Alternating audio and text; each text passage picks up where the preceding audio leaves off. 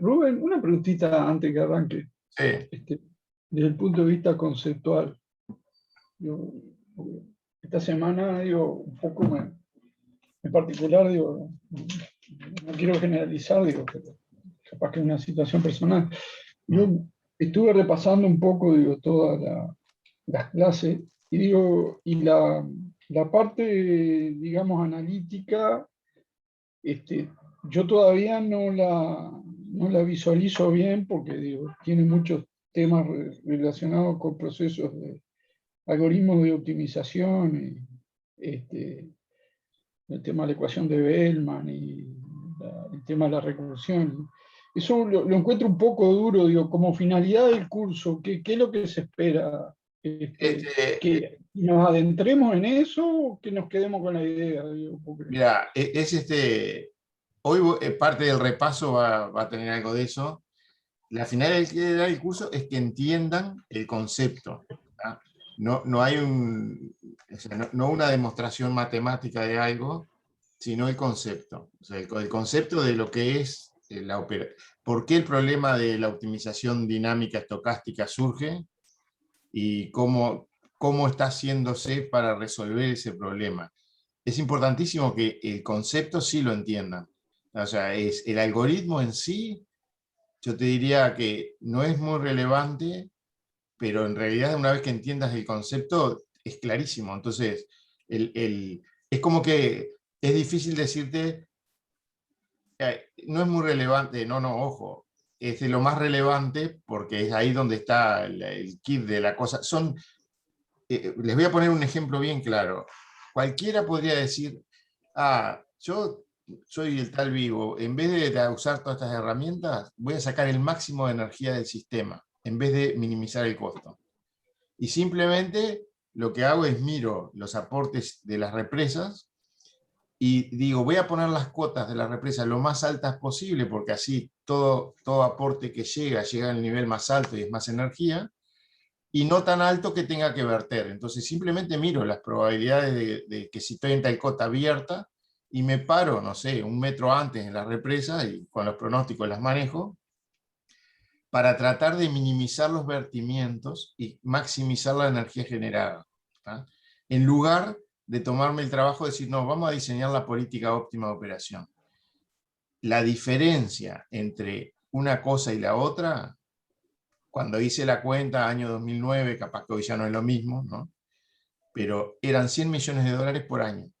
¿No? Entonces, el kit, o sea, la plata está exactamente en modelar bien la incertidumbre y en tomar las decisiones mirando el presente y el futuro y considerando las incertidumbres. O sea, ahí es donde está la plata. Y la plata que les estoy diciendo es 100 millones de dólares en valor esperado por año. Eso daba la cuenta en 2009. Seguramente hoy va a dar menos porque hay mucho más recursos, más baratos.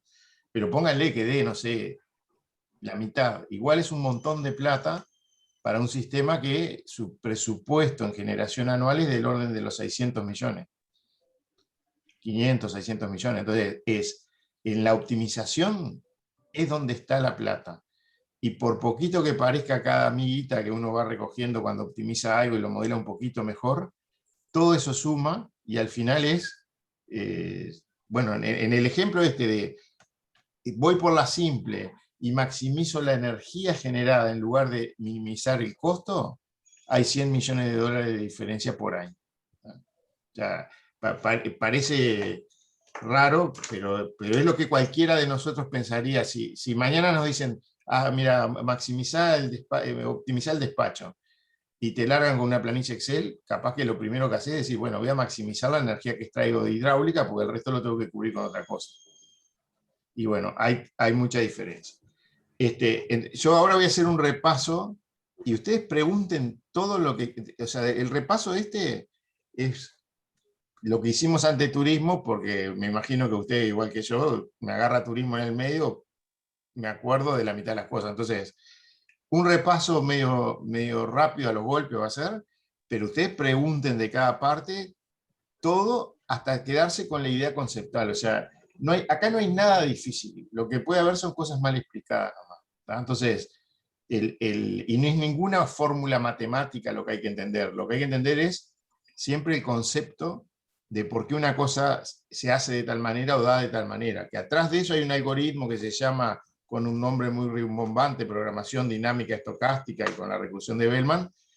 Todos esos nombres en realidad importan poco. Lo que importa es por qué esa es la solución. Entonces, cuando vayamos por esa parte del repaso, te pido a vos, Francisco, en particular, que o sea, preguntá todo lo que quieras para entender conceptualmente el tema. O sea, no es acá no hay nada que sea complicado, o sea, son conceptos que son sencillos si se explican bien. ¿Ah? Entonces, si no Pregunto no se todo lo que entienden es que quiero. los explico mal. Si pregunto todo lo que quiero, me echan. No, como esto es por Zoom, nadie te puede echar. No, no, Claro, está dale bien. tranquilo. No, está claro, o sea, no es que no se entienda, o sea, es que, digo, para entrar en el corazón de cómo está diseñado, inclusive para tratar de entender el código fuente había que meterse dentro del algoritmo, pero la pregunta era, ese no es el objetivo del curso, o sea, me lo dejaste claro ahora. No, lo que sí te digo es, no es el objetivo del curso en entender cómo implementar en los algoritmos. Sí es el objetivo del curso entender cosas como que acá hay una programación dinámica y estocástica y qué significa eso, por qué la política de operación, o sea, es la parte más importante del curso, ¿no? En conceptos, ¿no? O sea, bueno, Ok, gracias. dale. ¿Están viendo la pantalla? No aún. No. A ver ahí. Ahí sí. Vale.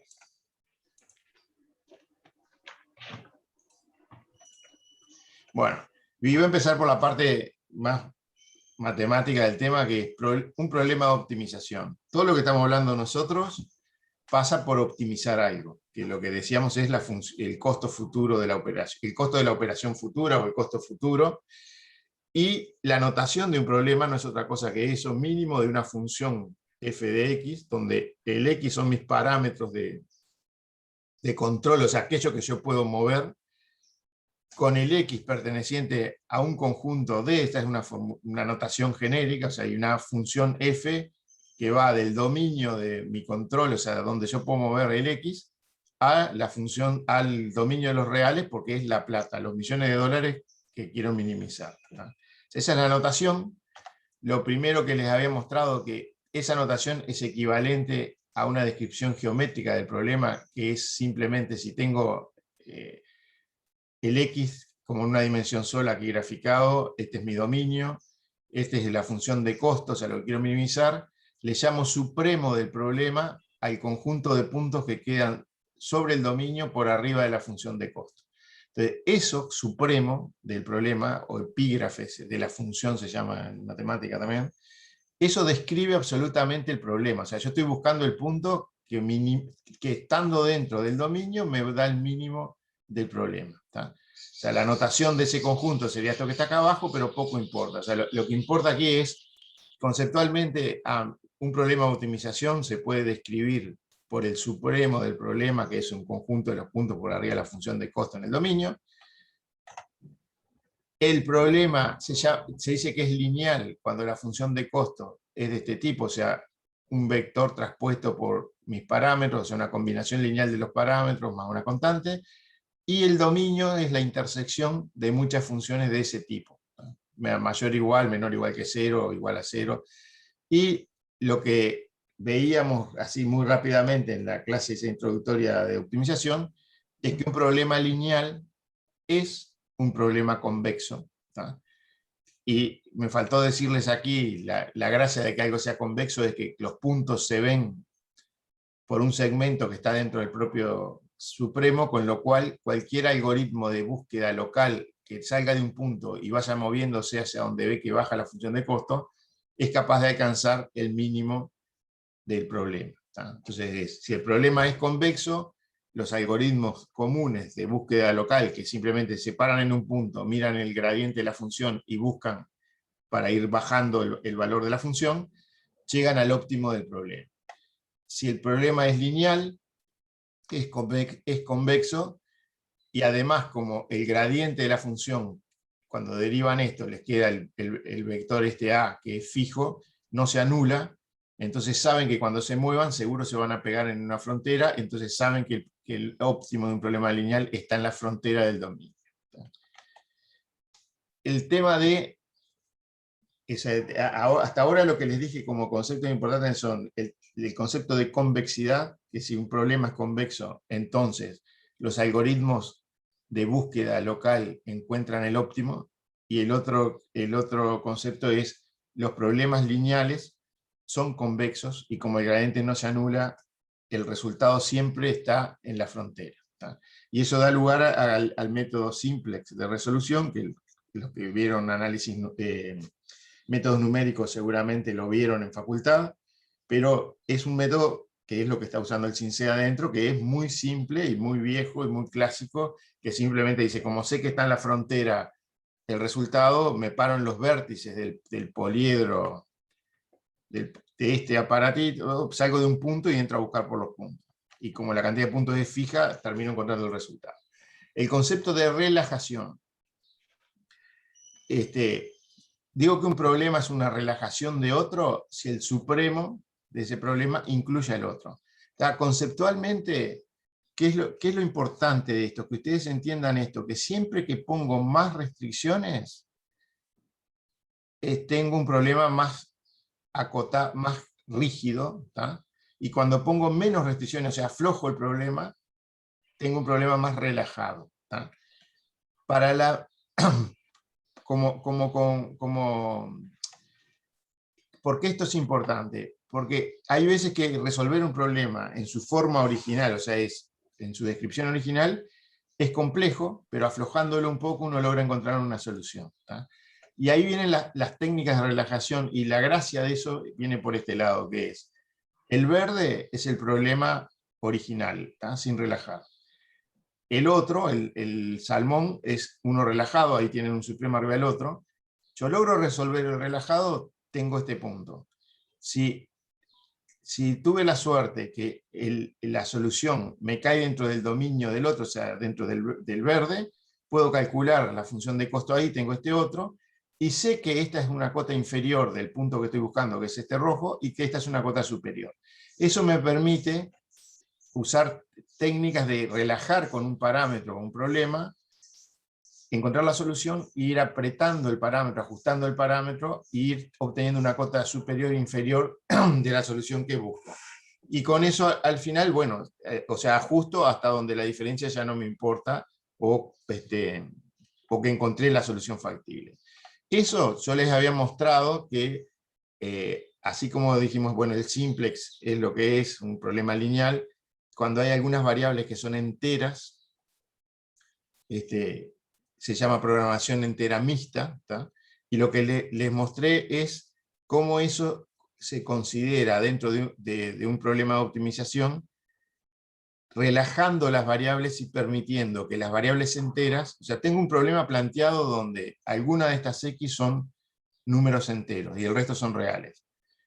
Si al mismo problema les dejo libre a lo que son números enteros, a que sean reales, fíjense que tiene exactamente la misma función de costo, nada más que hay unas variables que en vez de valer 0, 1, 2, valen un número real. Con lo cual lo que hice fue extender el dominio, o sea que seguro que lo que hice fue una relajación del original. Incluye al original y coincide en el original cuando las variables que dejé que se movieran en forma discontinua toman los valores discretos.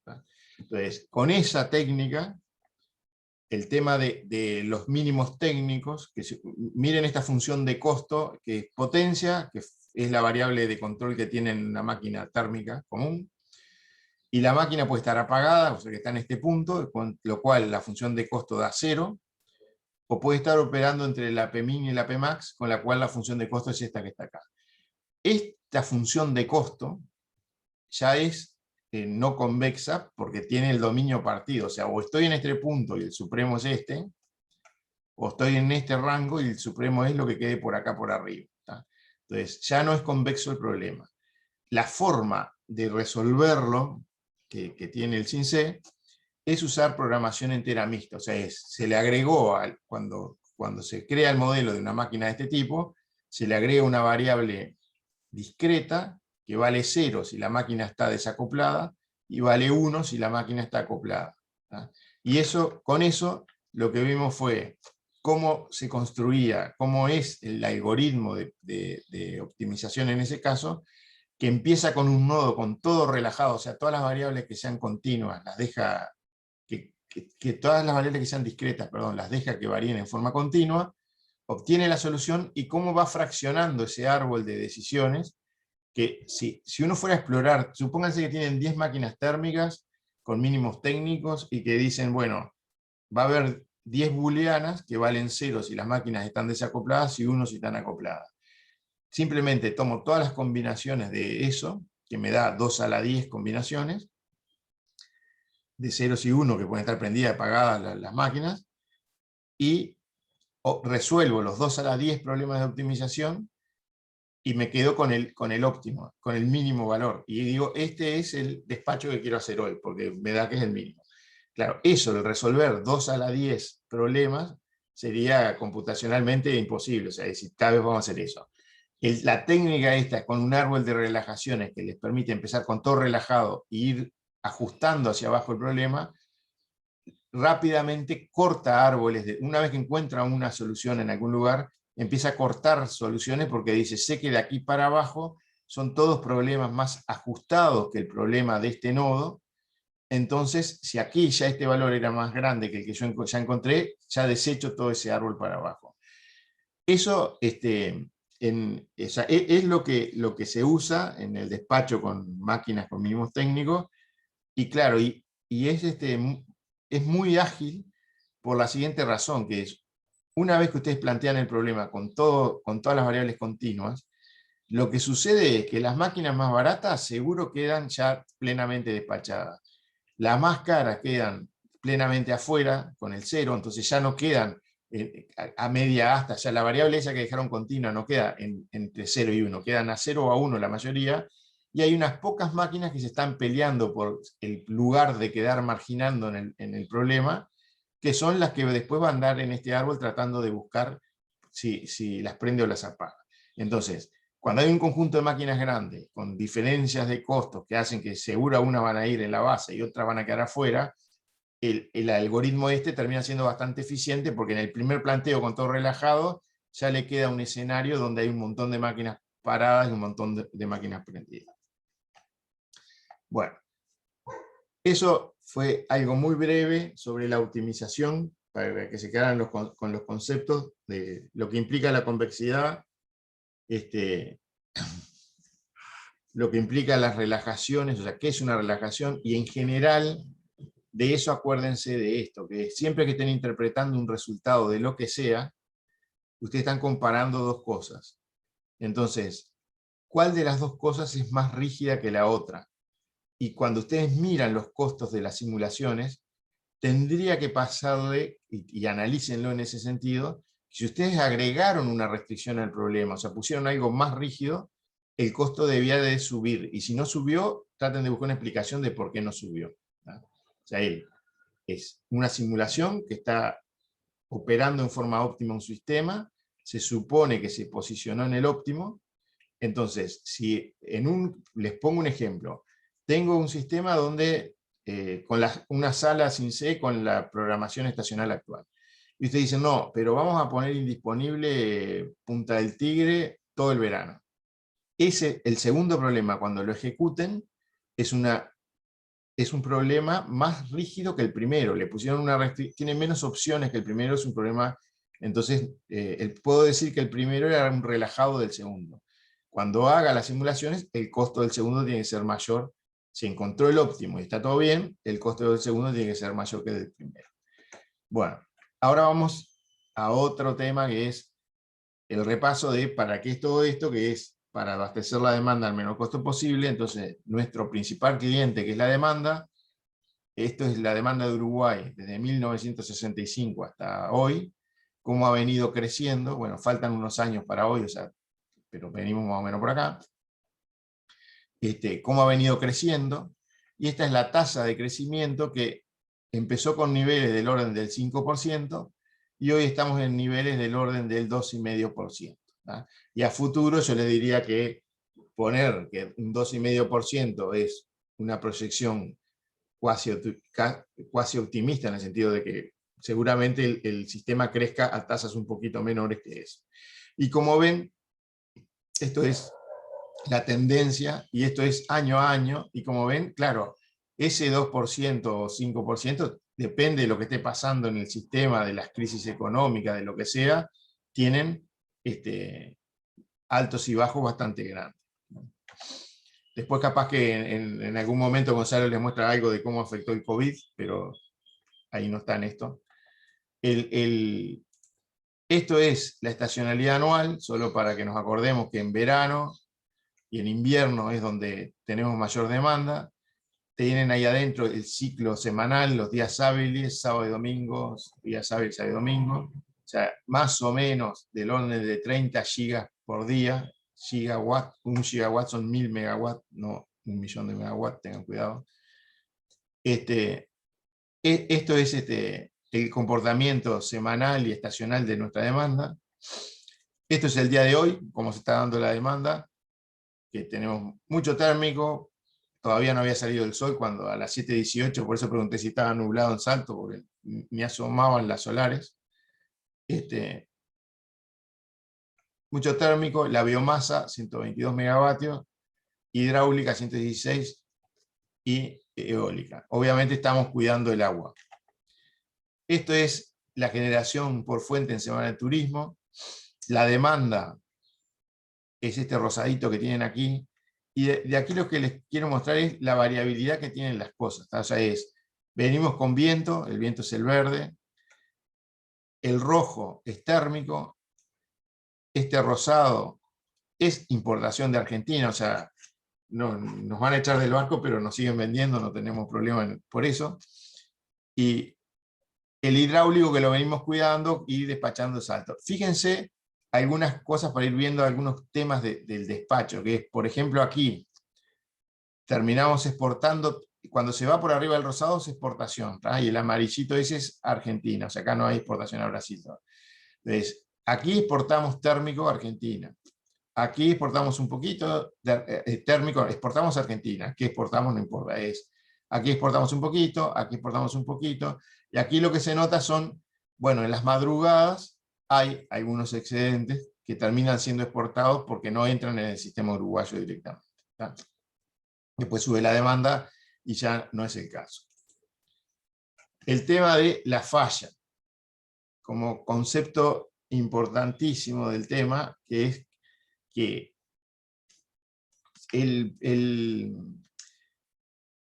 la consigna de hasta dónde el país está dispuesto a pagar por disponer de la energía se modela a partir de lo que se llaman escalones de falla o niveles de racionamiento, pueden ver en algunos lugares, o máquinas de falla, está directamente en nuestro reglamento, está escrito como máquinas de falla, y es así, por ejemplo, esto está fijado por decreto, estos valores que están acá, y el primer escalón de falla es el 2% de la demanda, o sea, el no poder cumplir con el primer 2% de la demanda, cuesta el costo variable de la turbina CTR, o sea, de la máquina más cara del sistema, más 10%.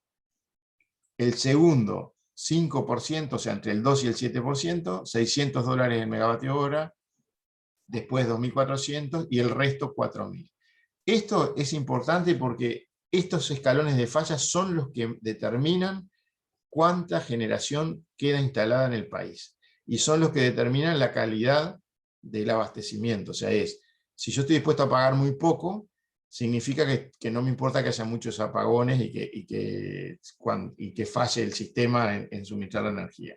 Si eso me preocupa mucho, le voy a poner valores más altos. Generalmente esto sale de hacer, o sea, hay varios métodos, pero son encuestas por sector, por ejemplo, en el sector industrial, para determinar en un país cuánto le cuesta al país que se pare un día la industria porque no hay energía. Hacen encuestas para ver las cadenas de valor, cómo lo que uno deja de hacer interviene, joroba a otro, y sacan unas cuentas, y que ahí sacan un valor para el sector industrial. Al sector residencial también se fijan un poco qué son lo que hacen, y hacen cosas como, bueno, cuánto sale, por ejemplo, en el sector comercial, cuánto sale un grupo electrógeno, y si el comercio tiene que funcionar con grupo electrógeno. Y ahí tienen una idea de cuáles son los costos de falla. Si uno va a algunos países donde los sistemas son muy malos, tiene una medida muy directa de lo que es el costo de falla, porque directamente tienen, por ejemplo, en República Dominicana, tienen tantos cortes de luz que los almacenes, todo el que quiera tener una heladera, tiene que tener un grupo electrógeno o banco de baterías para cargar durante las horas que tienen electricidad. ¿tá? Entonces tienen un costo, ya tienen y conocen un costo de tener un servicio interrumpible. ¿Sí? ¿Alguien habló, no? Bueno, el modelo nuestro tenemos, o sea, el concepto de máquinas de falla, espero que les haya quedado claro, que son como generadores que los vamos a modelar, están puestos directamente cuando agregamos una demanda al sistema, le especificamos los valores de falla, y imagínenselo como generadores que están dispuestos a entregar la energía demandada cuando el sistema no la puede entregar a un precio menor que el que le pusimos como el valor de la falla. ¿tá? Entonces, es directamente como cuando agregué aquí, por ejemplo, una demanda, esa demanda tiene sus generadores de falla puestos aquí al lado, de manera que si la energía en este nodo vale más que algún generador de falla, entrega el generador de falla. O sea, la demanda no retira del nodo. Así como está modelado en el SYNCEM. Lo que nos permite modelar son nodos donde ponemos generadores, demandas, arcos de interconexión entre nodos, y obviamente lo primero que se tiene que cumplir es que la suma de las energías inyectadas en cualquier nodo tiene que cumplirse que valga cero. O sea, la Kirchhoff se cumple y se sigue cumpliendo, entonces instantáneamente, integrado en un paso de tiempo, en una hora, en una semana, o sea, el balance energético de los nodos tiene que ser cero. Eso es lo que conocemos como restricciones de nodo, y eso está impuesto adentro del SYNC. Yo les mostré que las ecuaciones se arman en forma colaborativa por los actores, y el que impone aquí todo tiene que sumar cero son los nodos. O sea, los nodos arman las restricciones y dicen, muchachos, ustedes díganme quién suma en este nodo, pero yo me voy a encargar de imponer que la suma de cero. El tema de los recursos. ¿tá? Y para pensar esto, acuérdense siempre de esto, que es, acá todo se puede llevar de alguna forma a diferenciar entre costos fijos o pago por potencia. ¿tá? A veces confunde el término pago por potencia, pero estamos hablando de costos fijos y costos variables. ¿tá? O sea, siempre se puede llevar todo a esas dos cosas. Acá tienen una tablita de ejemplo. Por ejemplo, la eólica podría valer, o sea, no son estos los valores que... Eso lo van a ver mejor con Gonzalo, capaz que hoy o mañana, o el jueves. Y es la eólica 65, la solar 85, para ponerles ejemplo. Ciclo combinado. Y ven que están como dólares por megavatio hora. ¿tá? Y como pago fijo. O sea, la eólica y la solar es, te pago por lo que me entregues. Costo variable, cero. La turbina de ciclo abierto, y bueno, unos $15 de fijo, y como 120 de si es con gasoil a un precio del gasoil de $45 el barril, más o menos, del petróleo. Ciclo combinado, más caro el fijo, un poco más caro que la turbina, porque es más complejo, y por el aumento de la eficiencia, un poco menos de costo variable. La biomasa es autodespachada o al spot, y entonces tendrá variables diferentes, y la hidroeléctrica más difícil de clasificar así en fijos y variables, pero obviamente tienen unos fijos que dependen de la obra civil y de los mantenimientos que hay que hacer, que es muy difícil determinar cuáles son, porque cada obra civil es diferente. Andarán los costos entre $2.000 y $4.000 el kilovatio instalado, pero es muy difícil de tener un valor. Y los costos variables obviamente son muy bajos, por el agua y el mantenimiento que haya que hacerle cada tanto. Acá, estos son los recursos, se representan así. Siempre estamos hablando nosotros en dólares constantes. Eso no importa mucho cuando están mirando periodos cortos, porque es el dólar de hoy. pero cuando están haciendo cosas 20 años para adelante, tengan en cuenta que cuando estamos diciendo $15 por megavatio por hora, es $15 por megavatio por hora año 2021, con lo cual, y queda fijo en la simulación hacia adelante, porque no estoy considerando que se deprecia el dólar y que, o sea, la inflación de los precios en dólares. Una pregunta, Rubén. Dale. Está la gente de Salto Grande acá, pero Salto Grande ahora tiene todo un plan de inversión, o no sé cómo llamarlo, pero digo, va a cambiar los reguladores de velocidad, va a invertir en los nodos de las estaciones, inclusive creo que le queda alguna temas con los reguladores y digo, toda una serie de inversiones. ¿Eso cómo lo metes acá? Porque digo, capaz que si vos haces un estudio a 40 años, en la definición de Salto Grande, por ejemplo, que dice, bueno, estoy en el punto en que tengo que reciclar, o sea, ¿cómo metes eso? ¿Cómo lo prevés acá? Porque veo que digo, no está metido en lo que sería el costo variable. ¿Eso no debería ir como costo variable? ¿Me permitís, Rubén? Sí, Así te dejo tomar un mate. ¿Cómo? Así te dejo tomar un mate. Bien. No, Paco, acá perfectamente esta herramienta la podrías usar para ver si esas inversiones valen la pena. Porque vos podés correr el sistema, digamos, viendo qué es lo que pasaría si hace las inversiones, o sea, las máquinas están disponibles de acuerdo al plan de reemplazos que va a haber, y podés hacer la simulación suponiendo de que las máquinas se van a ir muriendo y que no las vas reponiendo.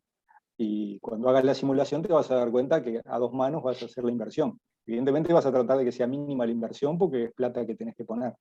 Pero la forma, digamos, de tener en cuenta eso es, en un escenario, en el otro escenario, ponés los números del reemplazo y la disponibilidad de máquinas, y en el escenario de que no lo haces, evidentemente no gastás plata o gastás menos plata en el mantenimiento y las máquinas se van a ir rompiendo.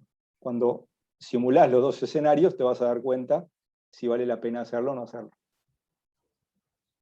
Sí, capaz que complementando eso, uno puede separar, por ejemplo, en los costos de reemplazo, uno podría diferenciar cuáles son costos que es simplemente obsolescencia, o sea que aunque no hubiera usado la central, pasaron, no sé, 40, 60 años, entonces tengo que cambiar los transformadores, tengo que cambiar esto, los haya usado o no los haya usado, entonces esos son costos fijos. O sea, lo importante es diferenciar entre los que son fijos y los que son variables. Si de los reemplazos estos de salto hubiera algunos que dependen del uso, por ejemplo, a veces, cuando yo acá no puse las hidráulicas, pero generalmente a las hidráulicas se les pone $3 por megavatio hora entregado como un costo variable por repuestos, ¿tá? Por los desgastes que tiene por estar funcionando. Entonces, para representar que de alguna manera, si me deja la central parada, tengo algo menos de desgaste. Pero hay que diferenciar entre cuáles son costos variables que dependen de la producción de energía y cuáles son costos fijos. Los costos fijos, me parece que es como dice Gonzalo, que simplemente vos ante el evento de tengo que hacer esto, ¿qué pasa si no lo hago? Y vas a comparar los dos escenarios, y es uno de los trabajos que se podría hacer acá, si quieren, como trabajo de fin del curso, es decir, bueno, ¿qué pasa si no hago la remodelación? Y bueno, se me va a ir bajando la disponibilidad de tal manera, y capaz que en tal año directamente ya no tengo más capacidad de generación. Entonces, y hacer toda la modernización y el reemplazo me implica estas derogaciones. ¿Cuál es la diferencia entre una cosa y la otra? Y ahí saco si el proyecto me sirve o no me sirve. Lo que sí que no vale poner dentro de esa comparación lo que son costos variables. Si hay costos variables, hay que ponerlo dentro de lo variable. Generalmente no ponemos en las hidráulicas nosotros ningún costo variable. Capaz que lo podríamos poner, pero lo que pasa es que, claro, es tan chiquito comparado con el resto de las cosas que no sé, no lo pone. O sea, resumiendo entonces, este acontecimiento, digo, habría que colocarlo como si fuera una central nueva o algo así. O sea, ya hicimos la cuenta, ¿no? O sea, de las primeras veces que recibimos información de cómo iba a ser el proyecto, nosotros en ADME hicimos cuentas para decir, bueno, a ver, un número así grande, y es obvio que da que no nos podemos quedar sin Salto Grande, ¿no? O sea, ¿qué pasa si sacás la central y se te empieza a deteriorar la capacidad de generación? No, porque yo pensaba, digo, Gonzalo debe conocer, capaz que vos diluís en el tiempo esa red de ingeniería y aumentás el parque eólico, yo qué sé, por ejemplo. Digo, no sé si me entienden la idea, digo, capaz que no estoy siendo claro. Sí, Digo, sí. de acuerdo a lo que tú me decís, digo, se puede hacer en el modelo y simular esa instancia temporal. Todo eso es modelable. Todos los escenarios son modelables y la herramienta te permitiría ver cuál es el camino óptimo. Lo que te está diciendo Rubén es que de alguna forma el camino óptimo es no podemos perder Salto Grande, porque eso tendría consecuencias que incluso el porcentaje de renovables que podemos tener en el sistema, etcétera, también baja. O sea, la hidráulica es muy importante para justamente afianzar las renovables. Así que, digamos, el óptimo termina siendo Salto Grande, vamos a cuidarlo y vamos a mantenerlo. Sí, igual creo que lo que dice Pancho es que uno podría decir, bueno, reoptimizo el plan de inversiones sabiendo que no voy a disponer de Salto Grande, pero es como se hace la cuenta, Pancho. O sea, no es saco Salto Grande y no pongo más nada. No, saco Salto Grande y pongo otras cosas para mantener el suministro. La Y comparación de es hecho, entre dos planes de inversión. y está planteado hacerlo en etapas justamente porque no puede salir Salto Grande todo entero. O sea, todas las comparaciones siempre son entre dos planes que cumplen, que abastecen la demanda con el mínimo costo, con los recursos que se le puso al plan.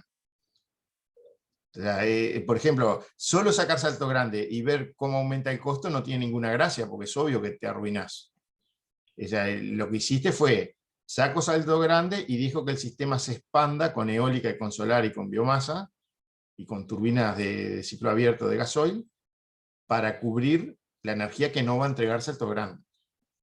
Y la comparación entre esas dos cosas es lo que uno tendría que comparar con el costo de renovación, ¿no? de poner todo al día. O sea, y siempre es así, ¿no? O sea, no vale, o sea, de esta discusión, por favor, quédense bien firme con esto, que es, no vale comparar, saco un elemento del sistema y comparo que el aumento de costo, a ver si me cubre el costo del elemento. No, obvio. La mayor parte de las veces va a suceder eso.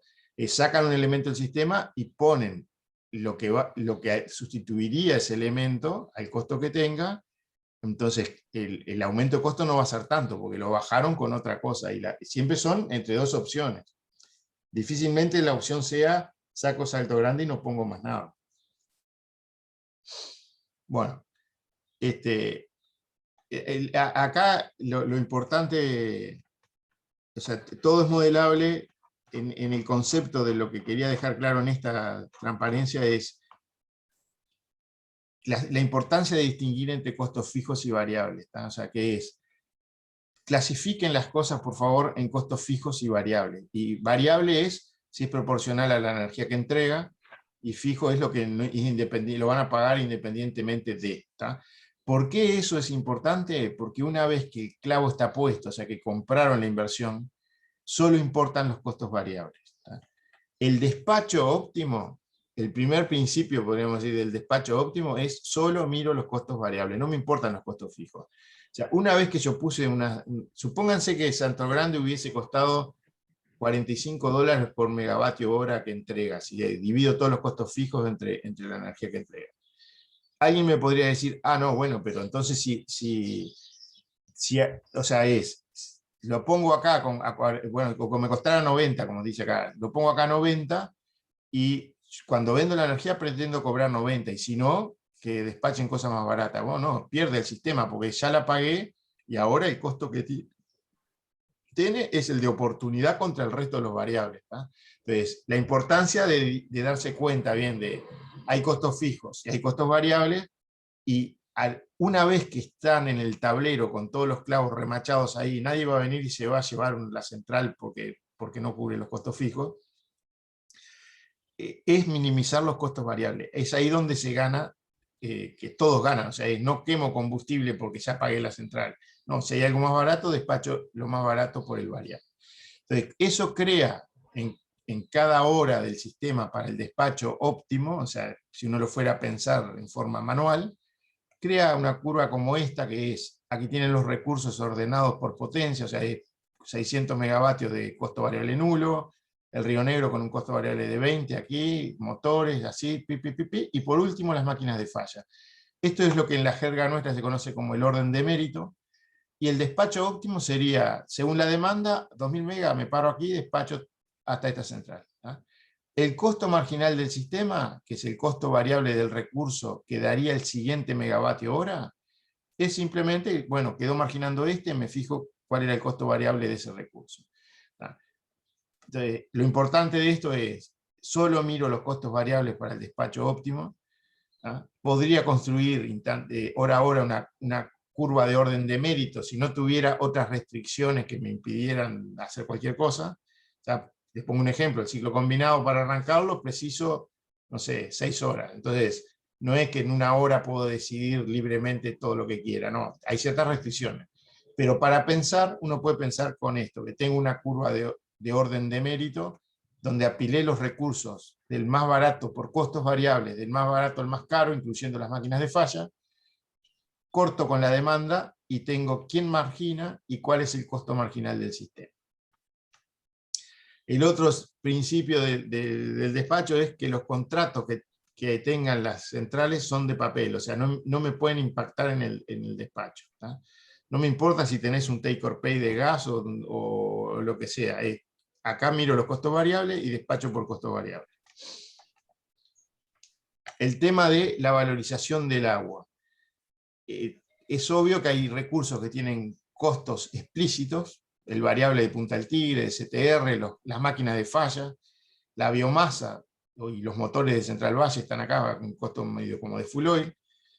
Y el tema del agua es el mayor problema que tiene el sistema en cuanto a dificultad de administrar, porque bueno, no tiene un costo, lo que tiene es un valor.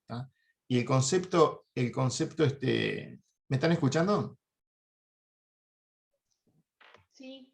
Porque me apareció un cartel de internet débil. El valor del agua, el concepto es que es el valor que tiene para el futuro. O sea, el valor que aparece, y esto es de las cosas importantes de entender, o sea, de todo el tema de la programación dinámica estocástica, recursión de Bellman y todo, en lo que termina es que un recurso que yo puedo trasladar en el tiempo, o sea, que puedo almacenar, y entonces puedo elegir usarlo hoy o usarlo otro día, el valor que tiene es el valor que tiene por lo que pueda sustituir en el futuro. Entonces, acá en este ejemplo, $20 por megavatio hora me está diciendo que vale el Río Negro, y cerca de $90 por megavatio hora Salto Grande. Esto quiere decir que como resultado de la programación de la recursión de Bellman, llegó a la conclusión de que si yo desembolso hoy un megavatio hora de Salto Grande, lo paso al hectómetros cúbicos para saber cuánta agua es, miro y veo qué causas tiene eso en el futuro, y me dice, si te lo gastás hoy, mira que vas a estar dejando de sustituir $90 por megavatio hora en el futuro. O sea, en el futuro eso vale esto. Ese es el resultado principal de la política de operación, es saber cuánto vale para el futuro cada uno de los recursos que si me los gasto hoy no dispongo de ese recurso en el futuro. el equilibrio entre el presente y el futuro es lo que es el resultado de la optimización, y simplemente, yo ya les había dicho esto, es, me traigo el primer balde de agua del futuro al presente, o sea, turbino hoy. ¿tá? El mismo razonamiento lo puedo al revés, dejo el balde de agua para el futuro, el aporte que está llegando lo dejo que se almacene, no turbino, pero vamos a razonar turbino. Saco un balde de agua, sustituyo generación térmica hoy, tengo bien clarito cuánto me ahorré hoy, me ahorré, si generé 1 megavatio hora, me ahorré 1 megavatio hora, de repente de Punta del Tigre, $150 el megavatio. Perfecto. Pero ¿cuánto afecté el futuro? En la simulación que está mirando hacia adelante, dice, esto sustituyó $90, ese megavatio hora sustituyó, vale $90 en el futuro. Entonces, si es así, digo, bueno, lo uso hoy, saco un hectómetro cúbico del embalse, sustituyo el térmico. Pero vamos a hacer, ¿por qué uno solo? Traigo otro. ¿tá? Cada vez que me voy trayendo generando hoy, en definitiva estoy vaciando el lago, y como el sistema no es simétrico y no es lineal, voy comprometiendo el futuro, pero más que linealmente. O sea, ojo que si llegas al fondo del lago, te quedaste hasta sin potencia, o sea, tenés que tener más cuidado.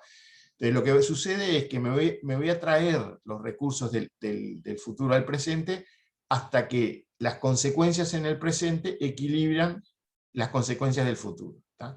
Si no hubiera ningún tipo de restricción, por ejemplo, no puedo decir voy a generar 3.000 megavatios o sea, los 1.800 megas de la demanda del pico los voy a generar con el Río Negro. No, la potencia es menos, no podés generar. Entonces, hay restricciones que les impiden el trasvasar en el tiempo todos los recursos. O sea, no puedo llevar en el tiempo todos los recursos de un lado para el otro. Otro ejemplo, almaceno en el lago, pero si llego arriba termino vertiendo, o sea, tengo un límite. Si no hubiera ninguna restricción a que ustedes puedan trasladar en el tiempo los recursos, quiero que se imaginen esto, que ustedes están parados hoy, miran para adelante y ven los costos marginales de aquí al futuro en todos los puntos, a todas las horas, con sus valores medios y sus probabilidades de más o menos. Entonces, si fuera posible trasladar en el tiempo todo, lo que dirían es, en todo momento voy a agarrar del lugar donde haya menor costo marginal, voy a sacar recursos y lo voy a llevar al lugar donde haya mayor costo marginal. Y van equilibrando los costos marginales. Entonces, si no hubiera ninguna restricción adicional al problema, ustedes terminarían viendo que el costo marginal es parejito todas las horas en valor esperado de todos los tiempos. ¿tá? O sea, presente y futuro, todo plano. ¿Qué es lo que sucede? Es imposible, hay un montón de restricciones que hace que sea imposible trasladar en el tiempo todo, o sea, el embalse no es infinito, tiene fondo, el lago, o sea, hay un montón de razones que hacen que sea imposible trasladar todo en el tiempo. Pero entonces, conceptualmente, quédense con la idea de equilibrio, efectos del presente de mis decisiones con efectos del futuro de mis decisiones, en la medida en que puedo y hasta donde puedo con las restricciones que hay. Pero en las decisiones óptimas tiende todo a estar todo muy equilibrado. O sea, en la medida en que ustedes pueden manejar las cosas, va a terminar quedando los costos marginales bastante parejos en todos lados. Obviamente, viene primavera, le llueve un montón, va a tener mayor probabilidad de tener costos más bajos porque ustedes no logran almacenar todo el agua, les aplica la restricción de que tienen que terminar vertiendo el agua. ¿tá? Entonces, van a tener los altibajos que les aplican las propias restricciones del sistema, pero conceptualmente quédense con la idea de que la operación óptima tiene eso de tratar de equilibrar en todo momento los costos marginales altos con los bajos, sacando recursos de los lugares de bajo costo marginal a los de alto costo marginal. Conceptualmente, imagínense que ustedes solo movieran un baldecito de un recurso del lugar de menor costo marginal al de mayor costo marginal. Si todo es marginal, y marginal con el sentido de que es chiquito en el problema que estamos mirando, ustedes pueden directamente decir, mirá, como saqué aquí un recurso que valía 80 y lo puse en un lugar que valía 120, gané la diferencia entre 120 y 80. ¿tá? Y esa es la variación del costo total del mundo por haber tomado esa decisión de llevarme un recurso, un megavatio hora de valor 80 a un lugar donde valía 120. Quiero que con esto piensen que uno cuando está mirando con los marginales y está mirando quién mueve energía de un lado al otro, está viendo la variación que tiene el costo global por haber hecho ese cambio, ese movimiento de energía. Y es siempre, cuando están mirando con los marginales, es la variación causada por el megavatio marginal, por el último megavatio. ¿No? Si yo muevo 1000 megavatios de un lado para el otro, cuando diga, mira, el marginal cambió de tanto a tanto, estoy mirando el efecto del último megavatio, no de los 1000 megavatios. O sea, el concepto es que estoy mirando la derivada del costo respecto a lo que hice, y cuando digo la derivada es en el último movimiento que hice, no de un movimiento grande. Bueno, el concepto de costo marginal, ya los aburrí con eso, o sea que no insistimos. Tal vez el concepto de demanda neta, que es, tengo la demanda, tengo lo no gestionable en la base, y que aparece el concepto de demanda neta, que es lo que tengo que cubrir con lo que yo puedo despachar, que ya no está impuesto, que va en la base. Las grafiquitas estas de permanencia del costo marginal, para mí son instrumentos importantes para entender todo, por eso les repito esto, que es, si esto que les decía hace un ratito, ustedes miren para adelante, imagínense todas las horas del costo, de costo marginal futuro. Bueno, ahora esas horas agrúpenlas del 0 al 100%, del mayor costo al menor costo. ¿Tá?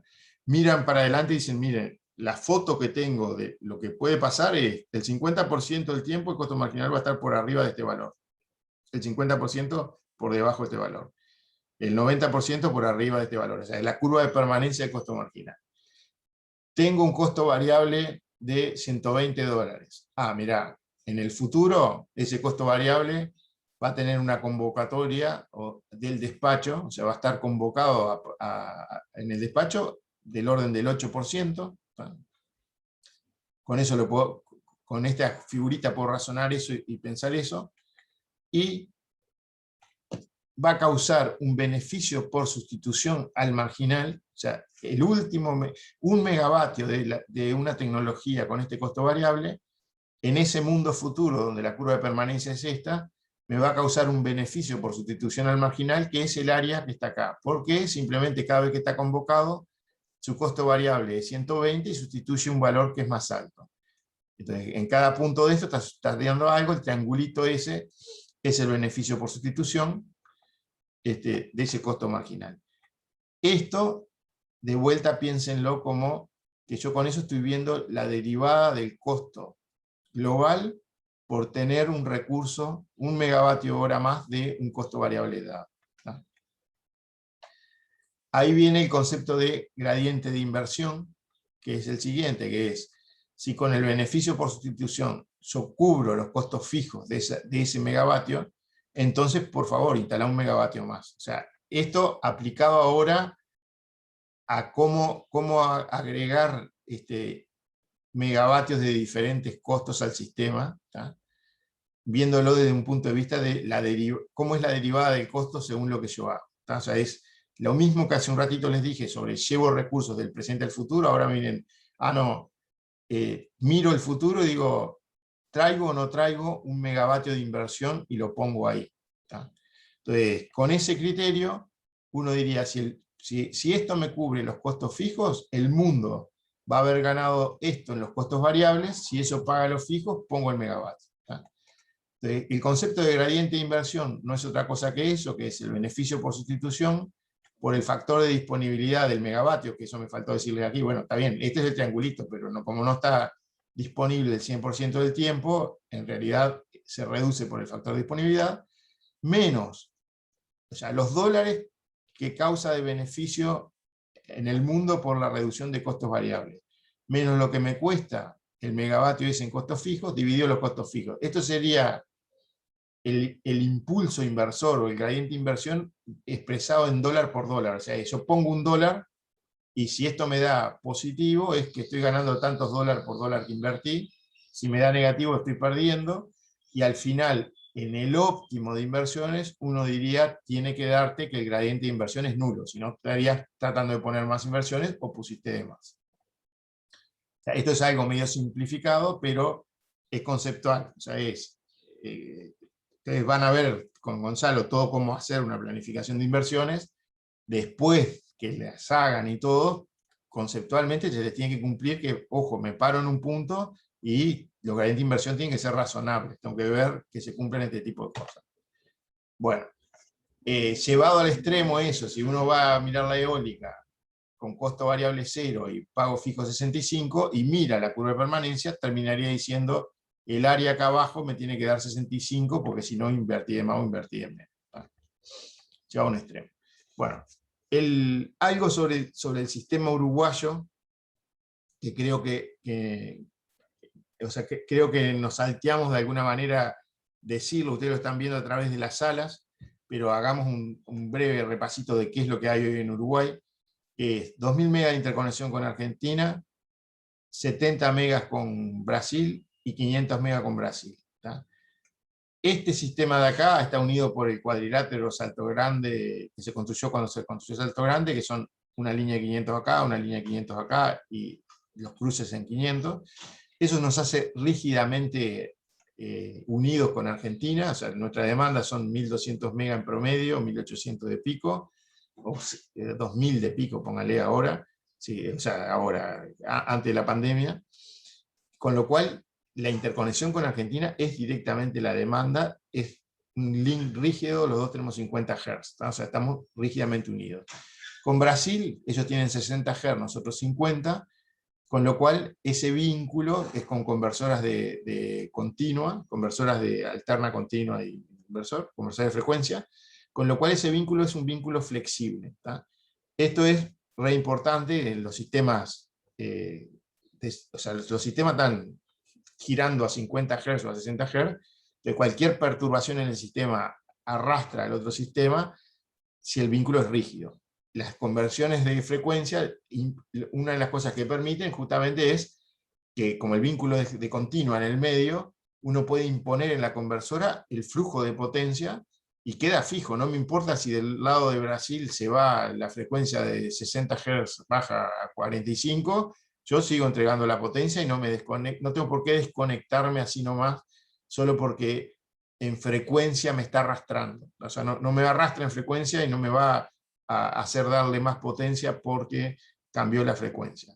Con Argentina es distinto, o sea, estamos unidos, entonces hay una perturbación grande en Uruguay, perturba a Argentina, y lo mismo Argentina, o sea, si sale un ciclo combinado grande de Argentina, nosotros lo vamos a notar acá, o como pasó hace un tiempo, que fue un blackout directamente y nos arrastraron a nosotros. Esto es así, y es por suerte así, le diría, porque de este lado son 11 veces más grandes que nosotros, y de este lado son como 47 veces más grandes que nosotros, con lo cual, estar en el medio de dos sistemas muy grandes y muy fuerte conectados, somos un fusible, no estaría bueno estar directamente conectados.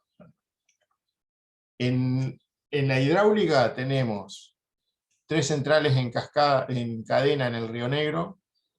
Los volúmenes más o menos le dan la idea de cuántos días de almacenamiento tiene. O sea, el almacenamiento, 155 megavatios en Bonete, con 140 días de almacenamiento. Después lo que sale ahí va a Baigorria, 3 días de almacenamiento, o sea, nada, esto es de pasada. Palmar, 22 días. Y Salto Grande, el 50% de Uruguay, mucha potencia, 945 megas, pero solo 8 días. O sea, es bastante de pasada también.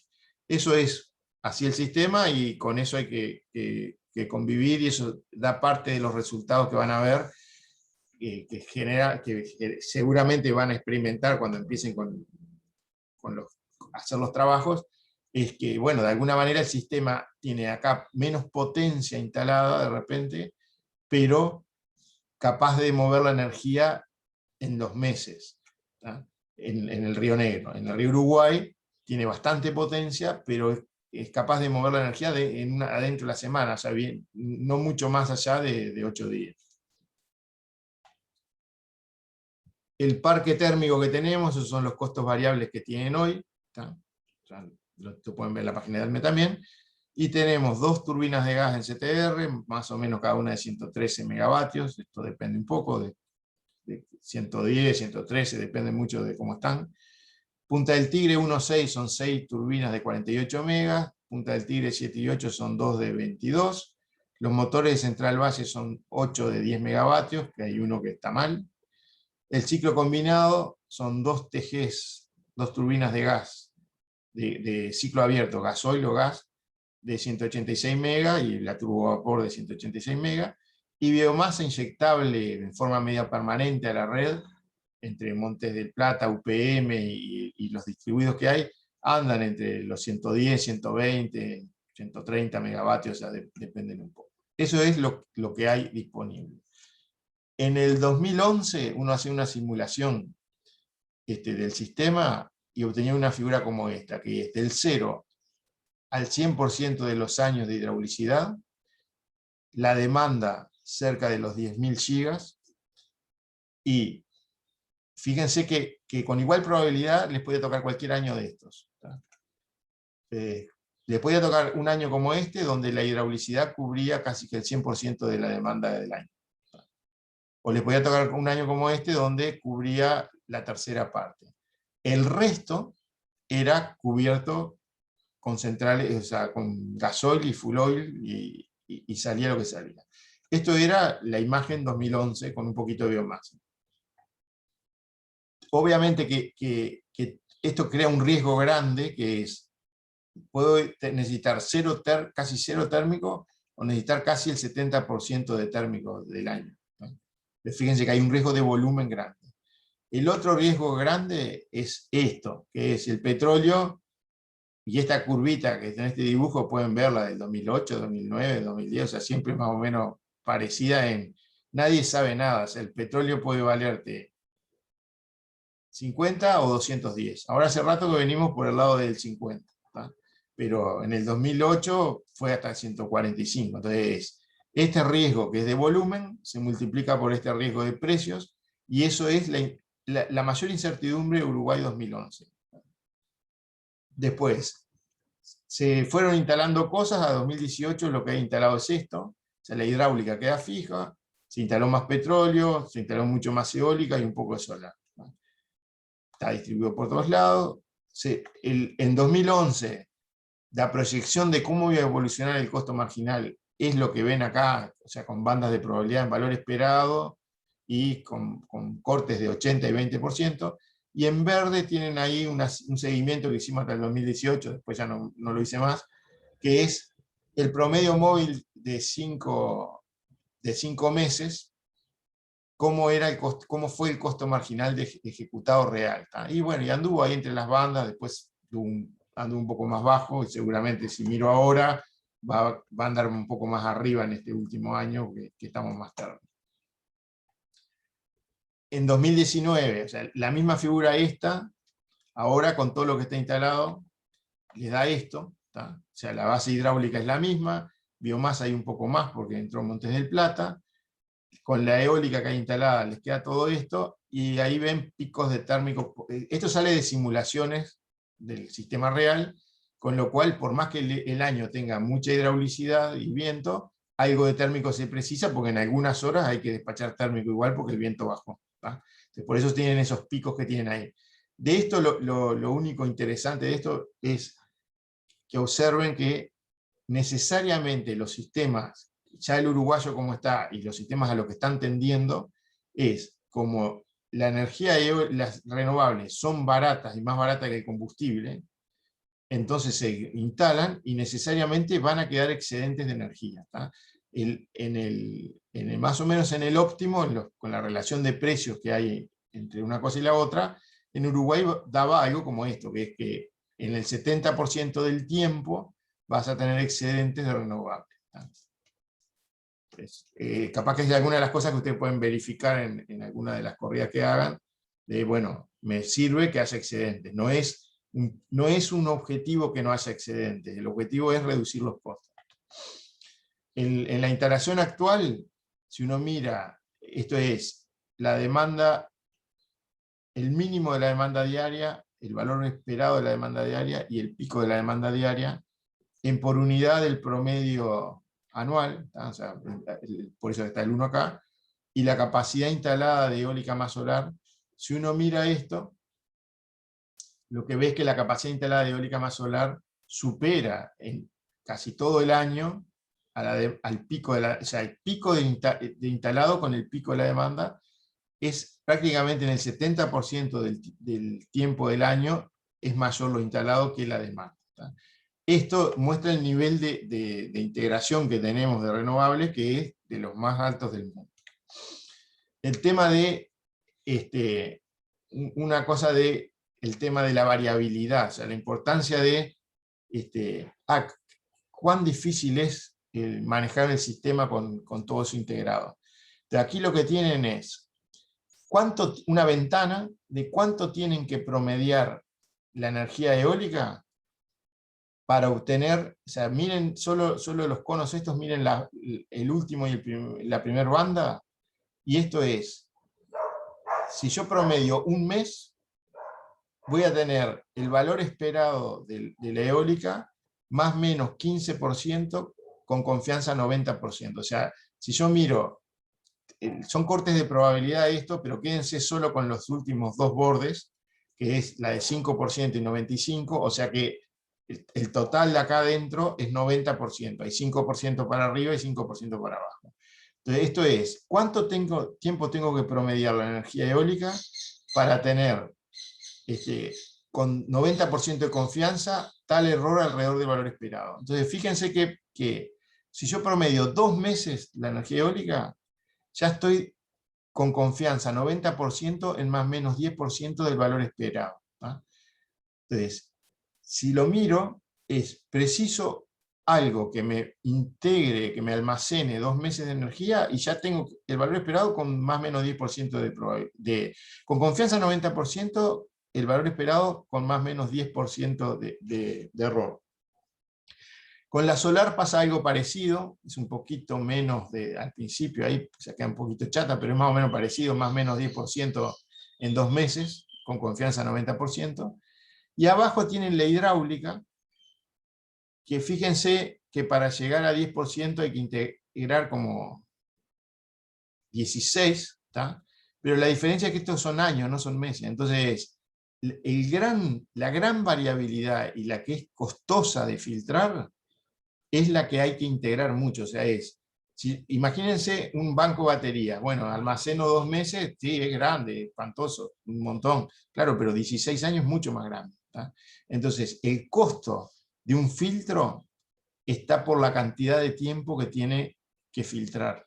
Eso es directo. Entonces, lo difícil del sistema es manejar esta variabilidad.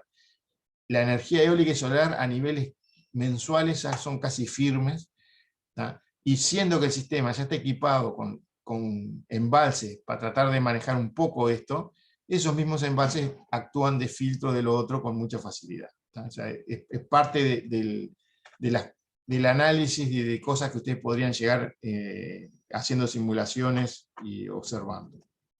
Bueno, en 2010 se sabía que se iba a meter una cosa y se veía un mundo un poquito turbulento. La realidad es que después, cuando se instala todo y se empieza a ver, era mucho más suave todas las variaciones que lo que realmente se pensó al principio. Eso es por ahí. Bueno, eso fue como un pasaje de qué es Uruguay hoy. ¿Tá? Ahora vamos a volver al repaso. Y sistema dinámico, operación dinámica. El problema principal era manejar un sistema con un vector de control, con un vector de entrada que yo no controlo, y el operador tiene que tener una política de operación, y ahí es donde viene lo de la recursión de Bellman y cómo diablos encontrar esta política de operación. La idea de estado del sistema, como aquel vector de información que si yo conozco eso, sé lo que me importa del pasado del sistema. Básicamente, para que conceptualicen esto, hoy, como estado del sistema, lo que me importa a mí es cuánta agua hay en Bonete, cuánta hay en Palmar y cuánta hay en Salto. ¿Tá? Podría decir, y en Baigorria, pero como es muy de pasada, no importa mucho, y yo sabiendo eso, ya sé con los datos de aquí, no preciso saber más nada del pasado, o sea, miro para adelante y veo cómo operar. Entonces, los estados de un sistema generalmente son los lugares donde es posible almacenar energía. ¿Tá? También podría uno considerar, por ejemplo, si voy a un despacho diario, horario, no, pero decime en este momento el estado del ciclo combinado, ¿está parado? ¿Ya está purgando la caldera? O sea, ¿dónde está? Porque me impacta si lo puedo usar en la siguiente hora o no. O sea, depende entonces depende del paso de tiempo, de cuánto tiempo esté mirando para adelante, qué información preciso para saber cómo operar el sistema. El tema del paso de tiempo y del horizonte de tiempo, en el CINCE usted tiene una ventana que le deja poner horizonte de optimización o horizonte de simulación, y eso está partido en pasitos de tiempo para lograr hacer la simulación. ¿Tá? Obtener el modelo del sistema es tener la ecuación de evolución de estado, que de alguna manera les mostré cómo en forma colaborativa los actores conocen sus propias ecuaciones y cómo las van cargando en el problema de optimización de un paso de tiempo. ¿Tá?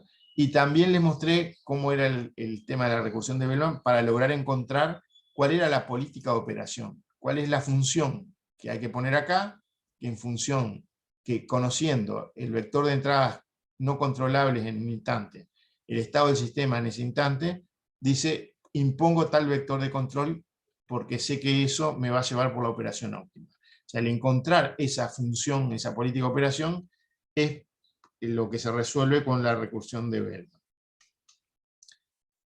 El paso de tiempo, una de las cosas que vimos es, bueno, a su vez se puede dividir en bandas que llamamos postes, que en Brasil se llaman patamares, nosotros lo llamamos postes, en otros lados se llaman bandas horarias directamente, y la idea generalmente era ordenar las horas del paso de tiempo. Por ejemplo, aquí tienen 4 días de generación real, es esto, ordenadas por la demanda de menor a mayor, y uno podría ordenar por la demanda y decir, bueno, subdivido estos 4 días, voy a tomar un paso de simulación de 4 días. Lo subdivido en las primeras 4 horas de 2000 megas de demanda, pero son estas 4 horas. Después no sé cuántas horas y ordeno el paso de tiempo por lo que se conoce como la monótona de carga, que es esto, o sea, tomo las horas del paso de tiempo, tomo la demanda, la ordeno por orden decreciente, y entonces me planteo un problema de resolver cómo abastecer este nivel de demanda, este nivel de demanda, y por ejemplo. ¿Tá?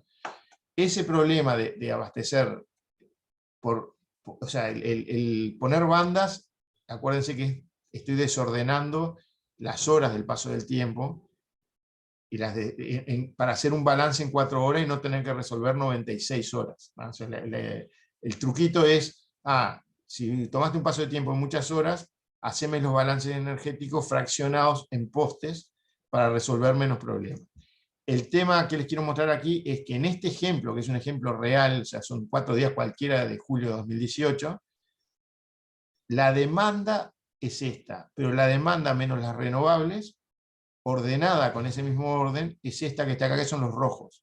Con lo cual les muestra que es imposible seguir usando en sistemas que ya tienen los niveles de penetración de renovables que tiene el nuestro, la demanda como un concepto ordenador de las horas de un paso de tiempo. ¿Tá? Inclusive hasta de una tarifa. O sea, ojo, la demanda sigue teniendo el valle en las madrugadas y los picos en la tarde y en los mediodías ahora, pero la eólica hace lo que quiere, la solar, bueno, sale al mediodía, y entonces mi requerimiento real de potencia está dado por la demanda neta, que es esto otro, y no por la demanda real. Entonces, una de las primeras cosas que hubo que cambiarle al CINCE fue que ordenara el postizado por la demanda neta y no por la demanda real. Y eso se dan cuenta que depende, que es dinámico, o sea, no existe un orden fijo, no son las primeras 4 horas del día, no, a ver, ¿cuál va a ser la eólica de las siguientes 96 horas? Tal. Entonces ordeno de tal manera y postizo, o sea, hago el postizado dinámico para resolver este paso de tiempo, conociendo cuál va a ser la eólica, la solar, la demanda y resuelvo ese paso de tiempo. Al siguiente paso de tiempo tengo que volver a hacer todo el trabajo de saber cómo reordenar las horas del paso de tiempo. Eso es el postizado dinámico con la demanda neta que tiene el CINCE, que yo les diría es una de las cosas que es imprescindible hoy. No puede haber un programa de simulación de despacho óptimo que tome pasos de tiempo más que una hora y que no haga un postizado dinámico. Bueno, el tema de la representación de la incertidumbre. Esto, todas las decisiones que se toman, y esto impacta fuertemente entonces en obtener la política óptima de operación. Fíjese, llevo este recurso de hoy para mañana, ¿sí? Pero ¿y si mañana llueve? ¿Y si mañana hay mucho viento? Entonces hay un montón de incertidumbre que hace que las decisiones se toman maximizando el valor esperado de la reducción del costo, pero con la incertidumbre que te puede pasar o no. Y es fundamental tener bien representada entonces la incertidumbre. Hay una cuestión que me he dado cuenta por lo que ha pasado en otros países, que es, a esto no se le da la suficiente importancia. En Uruguay, cuando uno ve qué es lo que pasa todos los días, que al mediodía, casi todos los días, la eólica baja y sube la solar, se da cuenta que, ojo, eso tiene que estar bien representado. O sea, no puedo agarrar y tirar al azar así cualquier cosa y que me genere algo que, en valores, que me reproduzca el histograma, pero en valores de la eólica y la solar en forma independiente. No, mirá, depende de la hora del día, en los dos depende de la hora del día, de los días más nublados baja menos el viento, en los días, o sea, hay todas unas correlaciones que hay que tener en cuenta. Entonces, representar eso bien es fundamental. Hay dos cuestiones que son fundamentales. Una es los procesos de falla-reparación, o sea, la rotura de las máquinas. Esto también les decía, no es lo mismo una simulación horaria, tirar una moneda y decir, con 90% de probabilidad está disponible una central. Tiro todas las horas una moneda y enseguida, si está rota, a la hora siguiente tiré la moneda de vuelta y tuvo roto una hora casi, porque el 90% da bastante alto. Pero si yo sé que cuando se rompe paso días para repararla, no es lo mismo tener que sobrevivir días. Es de vuelta el tema de el esfuerzo de filtrar algo es menor si la variación es muy rápida que si es muy lenta. O sea, si se rompe algo y paso 15 años para arreglarlo, es espantoso. O sea, tengo que conseguir otro recurso para reemplazarlo directamente. Si se rompe algo y pasa una hora, y bueno, no es tan grave, en esa hora daré un piquito más, o sea, empuntaré toda la hidráulica, veré cómo hago, y a lo sumo tendré que fallar, pero voy a fallar una hora. El representar bien la inercia del proceso falla-reparación es importante, y la otra cosa que es importante es la que ya les dije, que todos los procesos naturales, como la hidraulicidad es el primero que a nosotros nos llevó a hacer esto, y después la eólica y la solar vinieron a continuación, y es lo mismo al final, que está bien, representar los histogramas, generarme fuentes que generen esos aportes sintéticos o lo que quiera, pero que tengan las correlaciones que uno puede captar del proceso tal como lo observó en la historia. El tema de los EGH, que se los dio Damián, es eso lo que tiene, o sea, es una forma de, a partir de series históricas de recursos, generar un modelo que es una transformación a un mundo gaussiano. O sea, acá no vamos a entrar en los detalles, pero me genera unos lentes que me permiten ver que todas las series esas son unas gaussianas fáciles de tratar en un mundo gaussiano con sistemas lineales, y los mismos lentes esos que me construyo para que me permiten ver así, una vez que sinteticé el modelo y tengo el modelo en ese mundo gaussiano, me permiten usarlo adentro del CINCE, generando series que están correlacionadas entre sí, correlacionadas con sus pasados en ese mundo gaussiano, y saliendo por los lentes hacia la sala del CINCE, poniendo en los bornes que ven los actores disponibles los aportes hidráulicos, la variabilidad del petróleo, la eólica, la solar, o sea, el CGH que ustedes quieran construir. Bueno, la política de uso de los recursos, y aquí vamos a tratar de profundizar en el concepto de la relajación, de la recursión de Bellman.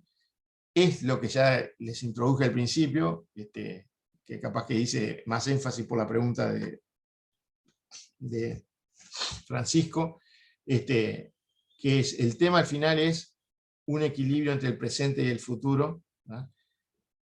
Y es en ese equilibrio lo que les agrego ahora es, bueno, ojo que en ese equilibrio, además de estar, cuando están evaluando los efectos sobre el futuro, es en un futuro lleno de incertidumbre, con un montón de procesos estocásticos jugándole en contra de tomar una decisión certera, ¿tá? Entonces, es un poquito más complejo. La idea y el dibujito que es fácil de ver para mí es que es, si yo estoy en un paso de tiempo, el paso de tiempo K, este es el paso de tiempo, ¿no? Estoy parado en este estado, entonces, mis decisiones pasan por esto, que es, el mundo me ataca con lo que yo no controlo, el RK, las entradas que no controlo. Tengo que elegir mi vector de control. Según lo que me sucede aquí y lo que yo ponga aquí, el sistema va a evolucionar con su ecuación de evolución de estado, desde este estado hasta este estado o hasta este otro, si depende de cómo yo mueva el control. Mi óptimo va a estar en que la suma de este costo, el costo de transitar aquí, o sea, mi costo en este paso de tiempo, cuánto gasoil gasté, cuánto importé, si exporté, le resto las exportaciones, por una ganancia. Entonces, mi costo de etapa, por eso dice SSUE, más el costo futuro al lugar donde llegue por haber tomado esa decisión. Entonces, si alguien me da el costo futuro, o sea, me da esta función, me la regala y me dice, mira, de aquí en este paso de tiempo, operando en forma óptima, tu función de costo futuro es esta, entonces yo puedo pararme en este punto y decir, yo obtengo la función óptima aquí de costo futuro, porque puedo probar y minimizar costo de transitar más costo a donde llego a esa función que alguien tuvo la bondad de darme, ¿tá? Entonces, el primer concepto, o sea, lo importante aquí es, si conociera la función de costo futuro al fin de esta etapa, entonces puedo construir la función de costo futuro al inicio de esta etapa. Me paro en cada punto de estos y planteo un problema de minimización que es costo de transición más costo al que llego. Y como tengo el modelo de transición y tengo la ecuación de costos mía, simplemente pruebo controles sub, hasta que me dé el mínimo para cada R que tenga, tomo el promedio acá y tengo el valor esperado del costo futuro, dado que salí de este estado en este tiempo y operé en forma óptima. Lo hago para todos los estados aquí y tengo la función de costo futuro en este tiempo. Eso que me permitió, a partir de conocer la función de costo futuro de la operación óptima en este paso de tiempo, construir la función de costo futuro de la operación óptima en este paso, al inicio del paso de tiempo, es lo que es la recursión de Bellman y me permite ir para atrás en el tiempo construyendo la función de costo futuro. Uno diría, bueno, pero ¿y cómo empezás esto? Y es, empiezo muy en el futuro, como aplico un factor de actualización, y entonces costo de etapa más el factor de actualización del dinero por el costo futuro, y ese factor es menor que 1, ¿tá?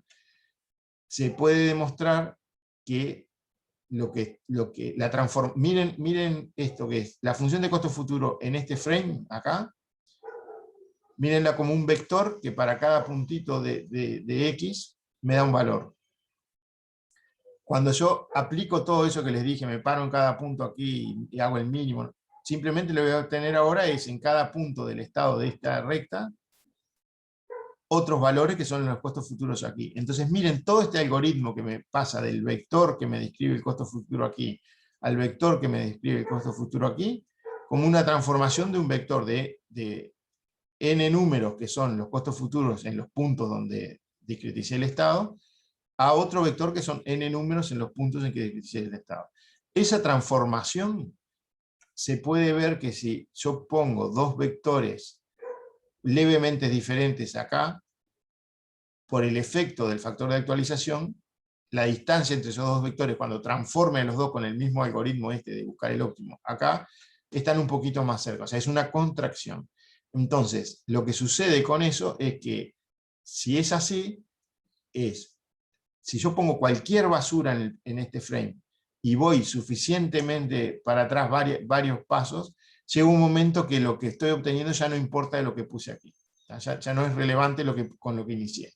Entonces, como la recursión de Bellman con una tasa de actualización del dinero es una contracción como algoritmo, y acá no hay nada que demostrar ni nada, simplemente le estoy diciendo, miren, como es una contracción, yo pongo 2 puntos cualesquiera, y esos 2 puntos cada vez están más cerca cuando aplico en forma iterativa el algoritmo. O sea, lo aplico una vez, otra vez, voy yendo así, salí de 2 puntos cualesquiera, como la distancia entre los puntos se va achicando, llega un momento que lo que está dándome transformar todo el tiempo el punto, no depende con lo que empecé. ¿Tá?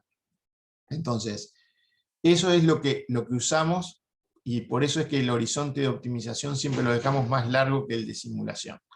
¿Cuánto tiempo hay que iterar para que ya no dependa del estado inicial? Y eso depende un poco de los sistemas. Yo espero que con lo que están viendo con Jimena en algún momento les muestre cómo se va formando la función de costo futuro en un sistema sencillo que puedan ver, y que cómo llega un momento que ya no importa más cómo empezaron, y generalmente lo que se empieza es con todo el costo futuro en cero, y simplemente se deja un horizonte de guarda de optimización, por ejemplo, 2 años, 3 años en el sistema uruguayo, de manera que esos últimos años, y vamos desde el futuro hacia el presente, los últimos 3 años los descartamos como política de operación, no importan, porque son los que se usaron para formar el valor de la función de costo futuro en esto de la recursión de Bellman. No sé si sobre esto tienen alguna duda, de lo que digo en forma de conceptual, no matemática. No. Bueno, si no hay, seguimos. Cuando el tema de la maldición de Bellman, y dejarles claro que, la principal desventaja del algoritmo de recursión de Bellman es la siguiente que le voy a decir aquí, que es, está bien, yo dije, recorro el espacio de estado, me paro en cada punto de una discretización, y les hice un dibujo que tenía una dimensión sola. Ahora aquí ya es un dibujo que hay 2 estados, por ejemplo, estado hidrológico, seco, muy seco, medio seco, y cota de Bonete podría ser. ¿Tá? Ya tengo dos direcciones donde discretizar, o sea que si había discretizado en 10 una de las variables y en 10 la otra, ya voy a tener que recorrer no 10 puntos, sino 100 puntos, 10 por 10. ¿Tá?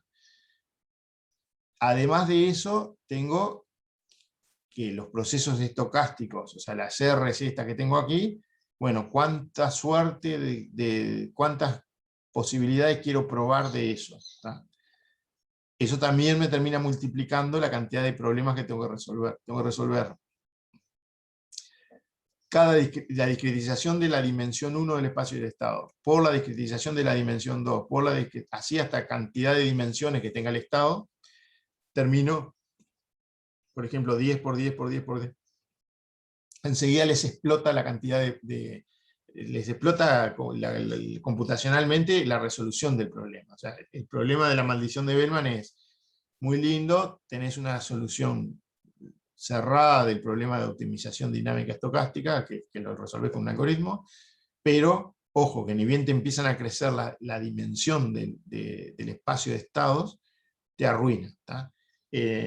Ahora, por ejemplo, estamos corriendo para una sala de paso horario con el ciclo combinado, que las dimensiones del espacio de estado son 9 dimensiones. ¿Tá?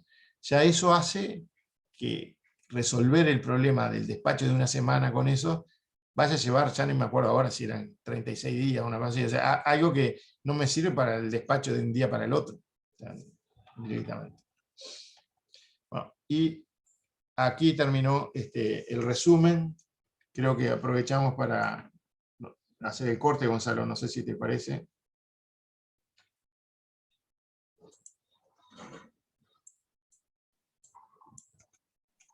Sí, después de esta hora y media y con toda esta artillería que están en 5 minutos y arrancamos. Dale, yo me voy, te dejo de hosteador. Por favor, no te olvides de poner a grabar de nuevo. Está, yo me pongo a grabar cuando arranque. Bueno, pasen bien. Bueno, gente, arrancamos.